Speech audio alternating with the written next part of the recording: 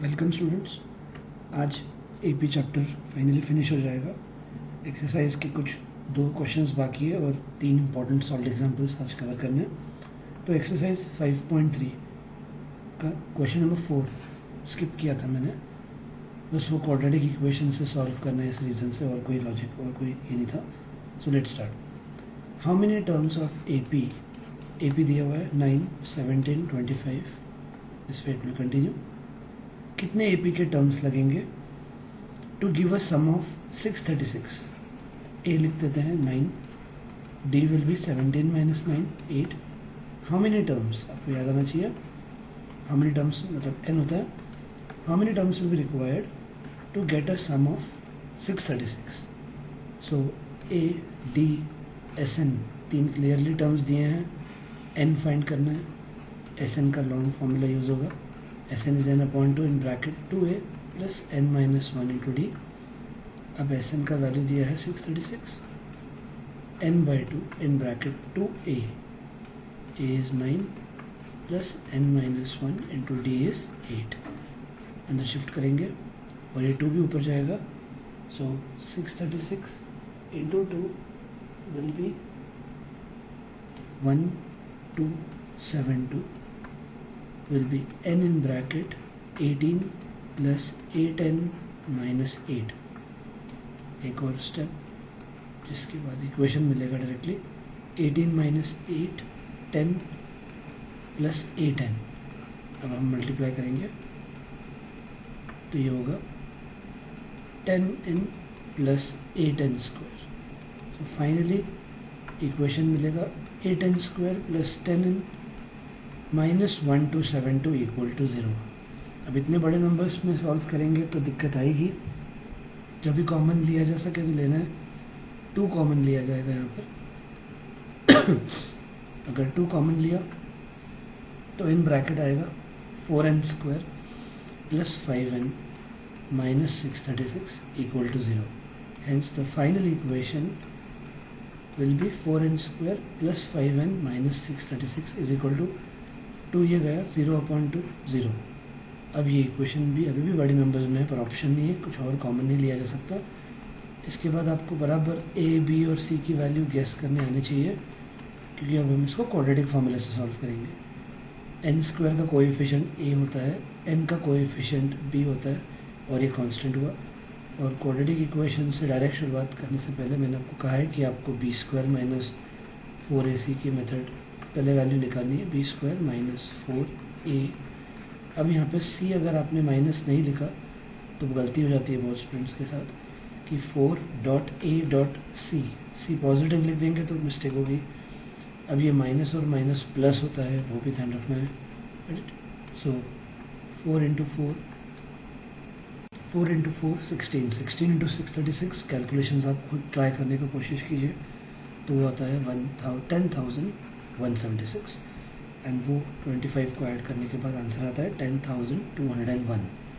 अब B square minus 4ac का answer perfect square ही आना चाहिए ऐसे सम्स में, वर्ड प्रॉब्लम्स में। तो ये किसका परफेक्ट स्क्वायर है देखेंगे। फिर x बहुत स्टूडेंट्स मिस्टेक करते हैं, n में है इक्वेशन इस बार। तो क्या है quadratic formula, minus b plus minus under root b square minus 4ac upon 2a। फिर n माइनस बी तो that will be minus 5 plus minus under root 10,201 upon 2a। अब इतने बड़े नंबर का परफेक्ट स्क्वायर ही होना चाहिए, तो आपके पास एक मेथड है, आप डिवीजन मेथड से परफेक्ट स्क्वायर गैस कीजिए, जिसमें pairing from the right side किया जाता है। एक ऐसा है और एक इजी तरीका है गैस करके। अब गैस कैसे करना है, अब आपको इस नंबर के आसपास का परफेक्ट स्क्वायर ढूंढना है। तो 10,201 के आसपास का परफेक्ट स्क्वायर 10,000 है और वो 100 का स्क्वायर है। Got it. फिर इसका लास्ट डिजिट देखना है, इसका लास्ट डिजिट 1 है। किन नंबर्स के स्क्वायर्स 1 से एंड होते हैं, 1 या 9। इसका मतलब ये 101 या 109 का स्क्वायर है। पर ये नंबर अगर देखें तो ये 10,000 के करीब है, तो इसका मतलब ये 101 का स्क्वायर है। आप बस एक बार मल्टीप्लाई करके चेक कर लीजिए। तो ये -5 प्लस माइनस 101 अपॉन 8 हो गया। therefore n will be -5 plus 101/8 और n will be -5 माइनस 101/8। तो इससे n का आंसर आएगा 96/8 विच इज़ 12 और n का आंसर आएगा -106/8 विच इज़ नॉट पॉसिबल। उसका आंसर आता भी हो तो कैलकुलेट नहीं करते बैठना है, रिड्यूस नहीं करना है, because n cannot be -106/8। So this way we have finished with the fourth sum. अब हम आगे बढ़ते हैं एक बहुत ही इम्पोर्टेंट टाइप जो कि 11th वन है। अब 11th करने के लिए मैं 1 मिनट में आपको 10th रिवाइज करवा देता हूँ कि आइडिया आना चाहिए। 10th और 11th थोड़े कनेक्टेड सम्स है, वैसे दिखने में वैसे सेम है कि 10th में क्या दिया है आपको, an का ऐसे इक्वेशन दिया हुआ था as 3 + 4n और क्वेश्चन था show that a1 a2 ... an form an AP। तो जब भी ऐसे an में इक्वेशन देंगे आप इसके ज़रिए AP इजीली फाइंड कर सकते हैं। n की वैल्यू 1, 2 और 3 सब्सटीट्यूट कर दिया हमने यहाँ पर, तो ये 7, 4 2 8 + 3 11, 4 3 12 + 3 15। तो आपको अगर आपको ऐसे an का इक्वेशन जब भी देंगे आप n का वैल्यू 1 सब्सटीट्यूट करके a1 a2 a3 यानी आप सीरीज़ के नंबर्स फॉर्म कर सक रहे हो। और ये AP फॉर्म करता है कि नहीं उसके लिए आपको खाली डिफरेंस सेम दिखाना है। सो ये 4, ये भी 4 आ गया, therefore 7 11 15 ... फॉर्म एन AP। और इसके आगे फिर पूछा था सम ऑफ फर्स्ट 15 टर्म्स, कुछ भी पूछना था। एक बार आपको सीरीज़ मिल गया फिर आप कुछ भी सॉल्व कर सकते हैं। तो ये था 10th सम। अब हम बढ़ते हैं 11th सम की तरफ। अब 11th सम में आपको जैसे an का दिया रहता है, आपको अभी इधर Sn में इक्वेशन दिया है। If the sum of first n terms of an AP is given by 4n - n²। अब इस क्वेश्चन में सब ब्रेक करके दिया है। इसके बाद इमीडिएटली मैं एक एक्स्ट्रा सम भी लूँगा जो बोर्ड एग्जाम में आया हुआ है, आइडिया देने के लिए कि ऐसे Sn का इक्वेशन जब भी देते हैं तब कैसे क्वेश्चन आता है। यहाँ पे सब आपको ब्रेक करके दिया है क्योंकि ये फर्स्ट सम है ऐसे टाइप का। तो जब आपको Sn का ऐसे इक्वेशन दिया है, क्वेश्चन पूछा है what is the first term, तो ब्रैकेट में उन्होंने S1 लिखा है। आपको दिक्कत आएगी ये कैसे पूछा है। What is the sum of first 2 terms, what is the second term, they also want you to find what is the second term. Similarly find the third term, find the 10th term and the nth term। और nth term को हम an लिखते हैं। Exam में ये सब इतना detail में नहीं पूछा जाता क्योंकि सिर्फ an को छोड़ दें तो बाकी सब अभी हम फाइंड करने ही वाले हैं as a part of solution, और an को भी छोड़ दे तो ये चारों चीज़ें तो लगने ही वाली है। तो लेट्स स्टार्ट। Sn का जब भी ऐसे इक्वेशन दिया जाएगा इधर भी आपको n की वैल्यू 1 फिर 2 और फिर 3 सब्सटीट्यूट करनी है, ध्यान रखिएगा। इधर भी आपको n की वैल्यू 1 फिर 2 और 3 सब्सटीट्यूट करनी है, जिससे आपको S1 S2 और S3 मिल जाएगा। And S1 S2 S3 doesn't means the terms of AP, they mean the sum of 1 term, sum of 2 terms and sum of 3 terms. देखते हैं कैसे होगा। 4 × 1 - 1² 3 आएगा, 4 × 2 -2², 4 2 8, 8 - 4 is 4, 4 × 3 -3², 4 3 12 and 12 - 9 is 3। सो इस हिसाब से अगर देखें तो फिर कुछ स्टूडेंट्स डाउट करते हैं कि ये टर्म्स तो AP में ही नहीं, बोला किसने है AP में, ये S1 S2 S3 है, नॉट A1 A2 A3। तो अब हमको S1 S2 S3 मिल गया। अब देखते हैं आगे कैसे बढ़ेंगे। अब मान लो मैंने एक एग्जाम्पल के लिए आपको सामने यहाँ पे AP लिख रहा हूँ। अगर पहला AP 4 है, या थोड़ा अलग एग्जाम्पल लेते हैं इसके अलावा, अगर पहला AP का टर्म 5 है, what will be the sum of 1 term. बोलने में थोड़ा पागलपन लगता है, सम ऑफ 1 टर्म कभी डिस्कस नहीं करते हम, but sum of 1 term will be 5। मतलब अगर इधर सम ऑफ 1 टर्म 3 है यानी फर्स्ट टर्म भी 3 होगा, correct. So A1 is always equal to S1 and here it will be equal to 3. S1 मतलब सम ऑफ वन टर्म. अब एक टर्म का सम जो होगा वही तो होगा फर्स्ट टर्म. तो A1 is equal to S1 and that is equal to 3. I hope this is clear. अब ये हो गया 5. अब मैंने अगर आपको एग्जाम्पल ये दिया कि अगर सम ऑफ टू टर्म्स 12 है, अगर सम ऑफ टू टर्म्स 12 है, तो आप दूसरा टर्म कैसे फाइंड कर पाओगे? आप सीधा सीधा 12 माइनस 5 करोगे, राइट. मैंने सम ऑफ टू टर्म्स कहा आपको, अगर 12 है, और 5 को हम कह सकते हैं सम ऑफ वन टर्म, करेक्ट. तो सेकेंड टर्म ढूंढने के लिए आप S2 माइनस S1 करोगे एंड यू विल गेट 7. तो सेकेंड टर्म ढूंढने के लिए जो फॉर्मूला रहेगा वो रहेगा S2 माइनस S1.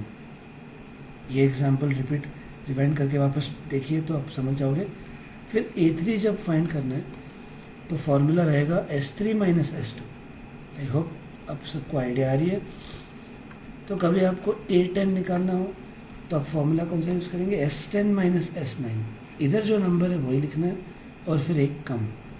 आपको A50 निकालना हो तो फॉर्मूला क्या लिखा बनाओगे? S50 minus S49. Are you getting the pattern? और अब AN का अगर फॉर्मूला लिखना हो तो इधर जो नंबर है इधर वही SN माइनस एक कम.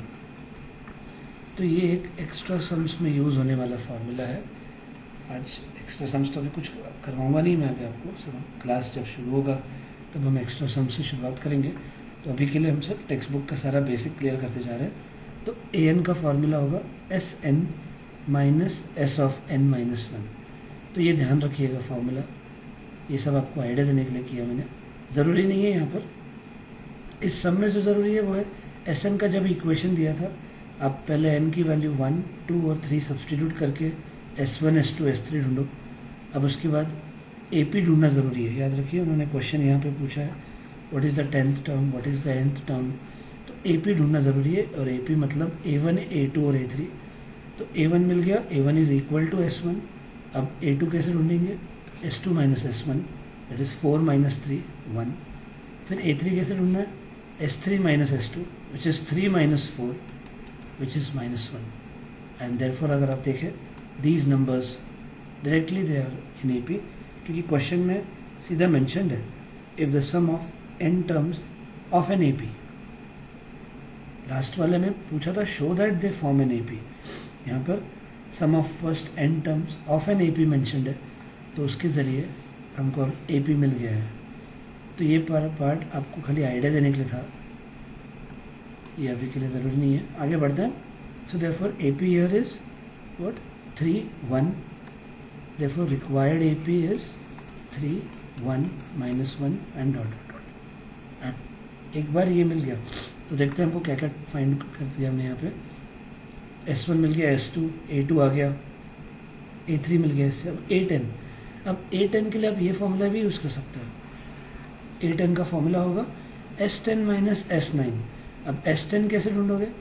अब S10 के लिए आपको n की जगह 10 सब्सटीट्यूट करना होगा और S9 के लिए आपको n की जगह 9 सब्सटीट्यूट करना होगा. पर एक बार AP मिल गया तो A10 ढूंढना कितना आसान है. By the formula of AN as A plus n minus 1 into D, A10 will be A plus 9D. A is 3 and D is 1 minus 3 and 1 minus 3 is minus 2 which is minus 15. So by this हमको 10th term मिल गया and this was first thing. और उन्होंने nth term भी पूछा है. अब nth term मतलब answer n में ही आएगा. अब देखते हैं कैसे होगा. n की वैल्यू 3 सब्सटीट्यूट कर दी और d की वैल्यू है -2. -2 मल्टीप्लाई किया जाएगा, करेक्ट. And 3 + 2 is 5 -2n. और इसके ज़रिए हमको nth टर्म भी मिल गया. और ऐसा ही कुछ इक्वेशन आपको 10th सम में दिया हुआ था. ये बस बताना है कि nth टर्म का आंसर n में ही रहेगा. So this way we have finished with 11th sum. और अब एक्सरसाइज पूरी सॉल्व हो गई है. अब इस टाइप के ऊपर एक एक्स्ट्रा सम लेंगे. सो एक एक्स्ट्रा सम ये आपके एपी के जो असाइनमेंट्स आगे लिए जाएंगे उसमें ये सेम सम लिया जाएगा। तो अभी आप नोटबुक में ये सॉल्व भी कर सकते हैं। दैट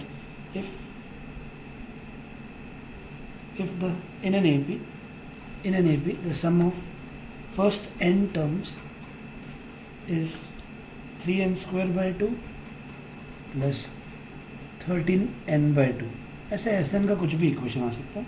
क्वेश्चन सीधा पूछा है फाइंड 25th टर्म। अब 25th टर्म फाइंड करने के लिए आपके पास दो चॉइस है, देखते हैं। पहला काम बोला क्या है मैंने कि an का इक्वेशन हो या Sn का इक्वेशन हो, आपको n की वैल्यू 1, 2 और 3 सब्सटीट्यूट करके वैल्यूज़ निकालनी है। तो अब S1 कैसे होगा, राइट? तो ये होगा 3/2 और ये होगा 13/2, 3 + 13 16/2, आंसर 8 आएगा। फिर S2 अब मैं डायरेक्टली करूँगा, 3 × n की जगह 2 डालना है।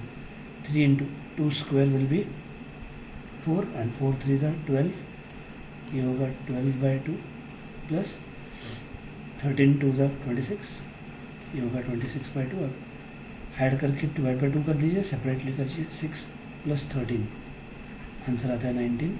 फिर S3 की तरफ बढ़ते हैं। 3 × n स्क्वायर, 3 का स्क्वायर 9 3s are 27, तो ये होगा 27/2 एंड 13 3s are 39/2।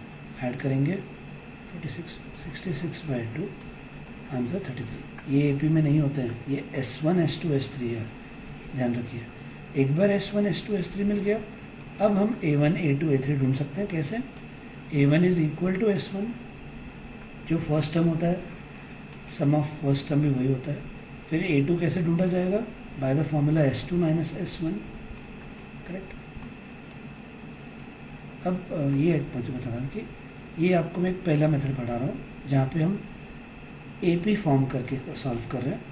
ये जो मुझे आपको हैबिचुअल डलवाना है, ये हैबिचुअल करवाना है कि ये मेथड आपको ज़्यादा फैमिलियर होनी चाहिए, क्योंकि इस पर क्वेश्चन ज़्यादा करके आते हैं। अब इधर डायरेक्ट पूछा है, इधर आप 25th टर्म बिना ये सब किए भी कर सकते थे, मैं बता रहा हूँ आपको कैसे। अब A2 कैसे ढूंढेंगे? S2 - S1, 19 - 8 is 11। और A3 कैसे ढूंढा जाएगा? S3 - S2 which is 33 - 19, and 33 - 19 will be 14, and therefore required AP is 8, 11, 14, continue, and hence when you get a required AP, अब जो क्वेश्चन पूछा है फाइंड द 25th टर्म, अब an का फॉर्मूला यूज़ करेंगे, a + n - 1 × d, a is 8, 24 × d is 3, so 8 + 24 × 3 is 72, and 72 + 8 is 81, hence you get the answer as 81। ये एक method है जो आपको समझना ज़रूरी है, इससे सॉल्व कीजिए। और एक और मेथड भी कॉपी कर लीजिए कि अभी जब मैंने आपको कहा कि ये इन जनरल फार्मूला जो आपको लिख कर दिया था मैंने, कि जब भी आपको Sn का इक्वेशन दिया जाएगा,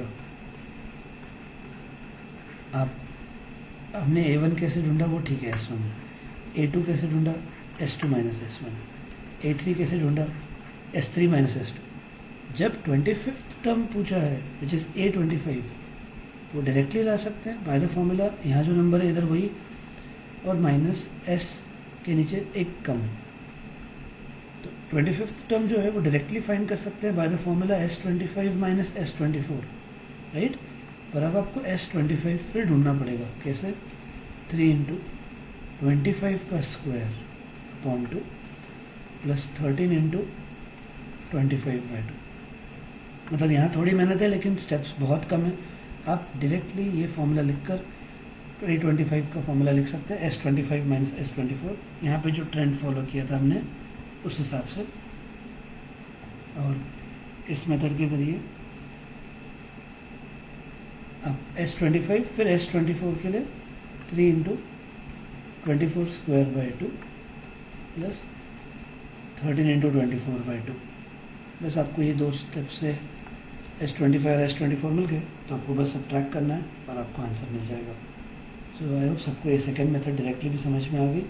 कि इधर डायरेक्टली क्यों करना अलाउड है, क्योंकि डायरेक्टली 25th टर्म पूछा है, तो AP क्यों फाइंड करना है, बिना AP के भी हो सकता है डायरेक्ट। हाँ, लास्ट सम में हमने ये सब क्यों किया, क्योंकि इधर आपको सब पूछा गया था, find the second term, third term, 10th term, पर मैं चाहता हूँ फर्स्ट मेथड भी सबको फैमिलियर है, क्योंकि वो एक से ज़्यादा क्वेश्चंस पूछे तो आपको AP एक बार मिल गई, AP फॉर्म करने आ गया, तो फिर आप उसके बाद कोई भी क्वेश्चंस पूछे जाए तो भी सॉल्व कर सकते हैं। So this way we have finished with exercise sums ready now, और ये एक एक्स्ट्रा सम भी ज़रूरी था करवाना। अब हम बढ़ते हैं कुछ सॉल्व्ड एग्जांपल्स की तरफ, जो मुझे लग रहा है ज़रूरी है। टोटली सॉल्व्ड एग्जांपल्स इसमें 16 है। मैं चाहता हूँ आप एक्सरसाइज के बाद सॉल्व्ड एग्जांपल्स भी देख के ले, आधे सॉल्व करें आधे देख के ले तो भी चलेगा। तो मुझे जो ज़रूरी लग रहा है मैं वो सॉल्व्ड एग्जांपल पढ़ाऊँगा। सॉल्व्ड एग्जांपल नंबर 9, जो कि बेस्ड है सिंपल इंटरेस्ट की कंसेप्ट पर। सॉल्व्ड एग्जांपल 9 जो बेस्ड है वो है सिंपल इंटरेस्ट की कंसेप्ट पे, तो वो कवर करेंगे। Page number 104, page number 104 simple interest पे बेस्ड सम अभी हम कवर करने वाले हैं, आप रीड कीजिए।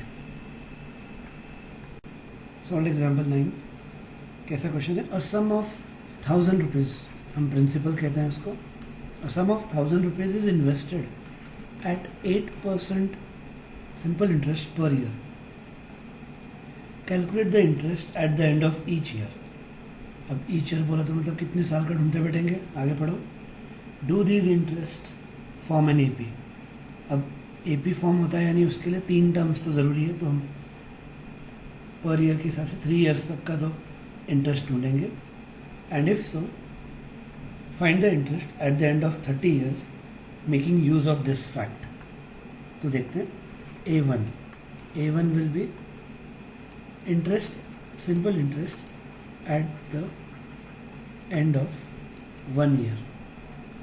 आपको सिंपल इंटरेस्ट का फॉर्मूला याद आना चाहिए, formula is P into R into T upon 100। तो यहाँ डायरेक्टली यूज़ करेंगे हम principal into rate upon into T will be 1 at the end of 1 year कर रहे हैं अपॉन 100, यानी अगर 1000 बैंक में रख दी हमने 8% इंटरेस्ट के हिसाब से, eight the end of 1 year हमको 80 रुपीज़ इंटरेस्ट मिलेगा। प्रिंसिपल विड्रॉ कराना है यानी अपने हाथ में, पर इंटरेस्ट तो हमारे अकाउंट में जमा हो जाता है विच इज़ 80। फिर A2 की बात करें, what will be A2? A2 will be the simple interest at the end of second year. अब at the end of second year कितना होगा, P 8 इंटू 2 अपॉन 100, फिर ये कट और आंसर आएगा 160। फिर A3 will be simple interest at the end of third year, got it?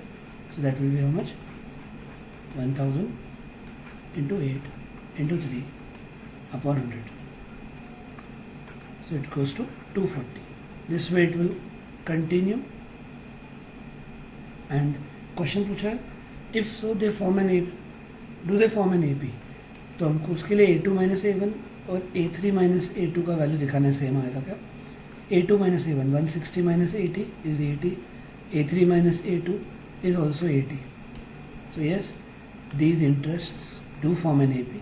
तो simple interest जो हर साल हम कैलकुलेट करते हैं they definitely form an AP, but compound interest never, ध्यान रखिए। सो देयरफॉर हमको AP मिल गया 80, 160, 240 डॉट डॉट। बट इतना मिलने के बाद क्वेश्चन ये पूछा है, find the interest at the end of 30 years. कुछ महान सिंपल इंटरेस्ट के फॉर्मूला से करने जाएंगे, 0 मार्क्स। जब इस फॉर्मूला से ही करना था तो ये AP में क्यों पूछते हैं? तो आपको इधर अभी AP के ज़रिए सॉल्व करना है कि ये फर्स्ट ईयर का इंटरेस्ट, ये सेकेंड ईयर का, ये थर्ड ईयर का। They want you to find the interest at the end of 30 years. तो A हो गया ये, D विल बी 80, और 30th ईयर में कितना इंटरेस्ट मिलेगा, eight the end of 30 years क्या इंटरेस्ट मिलेगा हमको? तो N विल बी 30 और आपको A30 पूछा है। AN का फॉर्मूला यूज़ होगा which is A plus N minus 1 into D। फिर A30 will be a plus 30 minus 1 is 29d,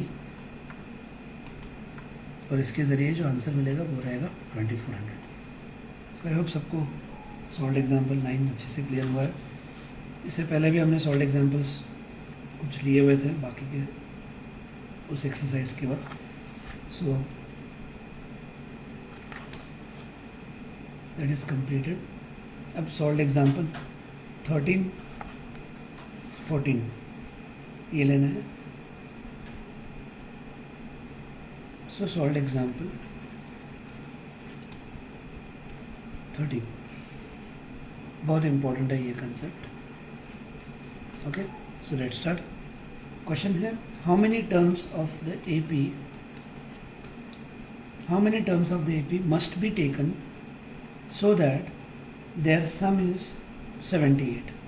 आज ही हमने शुरुआत इस टाइप के सम से की थी कि a 24 होगा, d -3, राइट। सम उनको 78 चाहिए। How many terms will be required? तो आप सोल्यूशन देख सकते हैं। आपको SN के लॉन्ग फार्मूला से शुरुआत करनी है और करते करते आप n² -17n + 52 पे आ जाते हो। और इसको तो स्प्लिटिंग से कर ही सकते हैं, और n के आपको 2 आंसर आते हैं।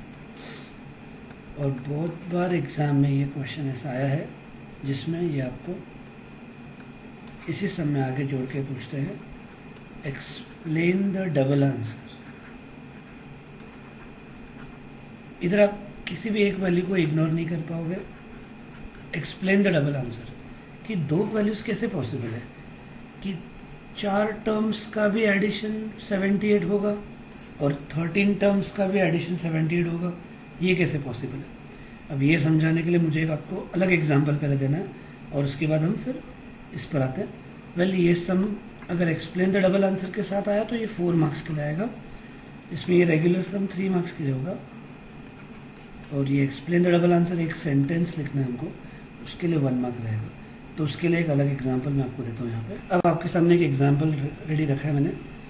पिछला सम 2 मिनट के लिए भूल जाइए। आपके सामने एक AP रखा हुआ है जो नेगेटिव नंबर से शुरुआत होकर फिर पॉजिटिव नंबर्स की तरफ जा रहा है। अब इसमें अगर ऐसा क्वेश्चन आया how many terms are required to get a sum of -14, तो AP सामने है। आप देख लीजिए ध्यान से कि इन दोनों का अगर एडिशन कर दें how much will be -8 -6, you get -14। यानी 2 टर्म्स का हमको सम मिल ही रहा है तो n could be 2। अब आके काउंट करते जाना है -8 -6 -14 -14 -4 -18 -18 -2 -20 -20 + 0 -20 -20 + 2 -18 -18 + 4 is again -14। अब n काउंट करें तो 1 2 3 4 5 6 7, तो n आपको 7 भी मिल रहा है। इसका मतलब क्या हुआ कि n के 2 वैल्यूज़ के लिए आपको सम -14 मिल रहा है। क्यों आप समझ गए? क्योंकि ये नेगेटिव नंबर्स थे तो वो ऐड होते हुए माइनस में आंसर आया। फिर पॉजिटिव नंबर्स -20 तक पहुँचे थे हम यहाँ पे, फिर -20 + 2 -18, फिर पीछे जाने लगे हम, फिर -18 + 4 -14। तो जब नेगेटिव से पॉजिटिव नंबर जा रहे होते हैं या पॉजिटिव से नेगेटिव नंबर्स जा रहे होते हैं तो यूजुअली हमको n के 2 आंसर्स मिलते हैं। यहाँ पे एग्जांपल सामने आपके है। तो n मतलब कि फर्स्ट 2 टर्म्स या फर्स्ट 7 टर्म्स का एडिशन हमको यहाँ पे -14 मिल रहा है। क्यों मिल रहा है कि पहले 2 टर्म्स का और पहले 7 टर्म्स का एडिशन यही क्यों है? क्यों कि जो n का नंबर सबसे कम आया कि n2 आया, ये यहाँ तक था, इसके आगे के सारे नंबर्स का सम देखो। What is -4 -2 -6, 2 + 4 + 6, what is -6 + 6 0। तो ये बात है कि जो n का पहला नंबर आता है उसके आगे के सारे नंबर्स इधर तक n = 7 तक, इन सारे नंबर्स का सम 0 है। तो फिर से देखो, पहले 2 टर्म्स का एडिशन कितना है -14, ठीक है। इसके आगे के सारे नंबर्स का up to 7th term addition कितना है 0। इन 2 टर्म्स का एडिशन -14 है, इसके आगे के अप टू 7th टर्म का एडिशन 0 है। तो इन सब का सम कितना होगा -14 + 0 विल बी -14। तो n का जो पहला नंबर आता है, जो छोटा नंबर आता है, उसके आगे से सारे नंबर्स का सम, इस n के बड़े नंबर तक सारे टर्म्स का सम 0 आता है, इसलिए हमको n के 2 वैल्यूज़ मिलते हैं। तो अब इसके लिए आपको एक समझ के लेना है पहले कि इसके लिए अब आपको एक्सप्लेन द डबल आंसर पूछा जाए तो क्या लिखेंगे? Because we get 2 values of n because sum of terms from 3rd to 7th is 0। फिर से एक बार, पहले 2 टर्म्स का एडिशन आ गया -14, इसके बाद अप टू 7th टर्म सारे नंबर्स का एडिशन देखो क्या आ रहा है, 0। अब ये 0 आया और इन दोनों का -14। अब पहले 7 टर्म्स का अगर पूछा जाए तो अब इन दोनों का सम और इन सारे नंबर्स का सम ऐड कर दोगे तो पहले 7 टर्म्स का भी एडिशन -14 ही आएगा। So sum of terms from 3rd to 7th is 0। I hope सबको ये क्लियर हुआ है। Sum of terms from 3rd यहाँ से अप टू 7th इज 0। इस वजह से n के 2 आंसर्स आते हैं। तो ये एक एग्जाम्पल था। अब आते हैं इस सम पर कि n = 4 और n = 13 है। अब यहाँ पे किसी ने पूछा एक्सप्लेन द डबल आंसर, क्या लिखेंगे? अब इधर ऐसे 2 आंसर्स क्यों आते हैं? क्योंकि देखो आप सीरीज घटते जा रही है और जल्दी ही नेगेटिव नंबर्स में चली जाएगी, तो इसलिए n के 2 आंसर्स आ सकते हैं। और क्या बोला है मैंने, एक्सप्लेन द डबल आंसर के लिए क्या लिखना है? n का जो पहला नंबर आता है, जो छोटा नंबर होता है, उसके आगे वाले टर्म से, यानी 5th टर्म से 13th टर्म तक सारे नंबर्स का एडिशन 0 होगा। इसीलिए पहले 4 टर्म्स का भी एडिशन 78 आता है और इसके आगे के सारे नंबर्स का up to 13th term addition 0 होने की वजह से पहले 13 टर्म्स का भी एडिशन 0 आता है। तो यहाँ आंसर कैसे लिखेंगे? We get 2 values of n because sum of terms from 5th to 13th is 0। और इसीलिए पहले 4 टर्म्स का भी एडिशन 78 है और उसके आगे के नंबर्स सारे up to 13th they add up to 0, इसलिए पहले 13 टर्म्स का भी एडिशन 78 मिलता है। सो ये ज़रूरी है समझना। ये असाइनमेंट में 2 क्वेश्चंस आएंगे जहाँ पे आपको ये एक्सप्लेन द डबल आंसर के लिए ये सेंटेंस लिखना है एंड यू गेट 1 मार्क। तो आप ये सॉल्व एग्जाम्पल में भी लिख दीजिए। आगे बढ़ते हैं। Solve example 14।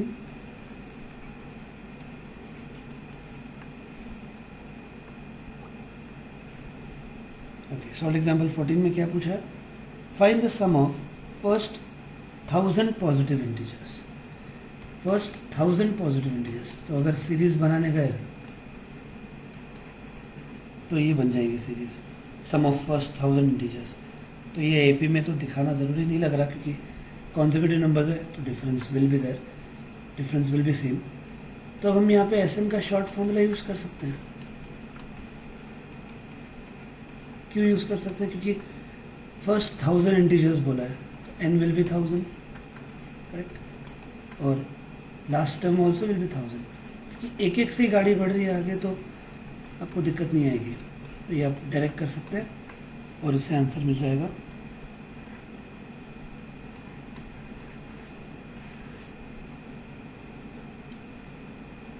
एज 5,05,000। तो ये हुआ एक क्वेश्चन। और दूसरा क्वेश्चन उसने पूछा है find the sum of first n positive integers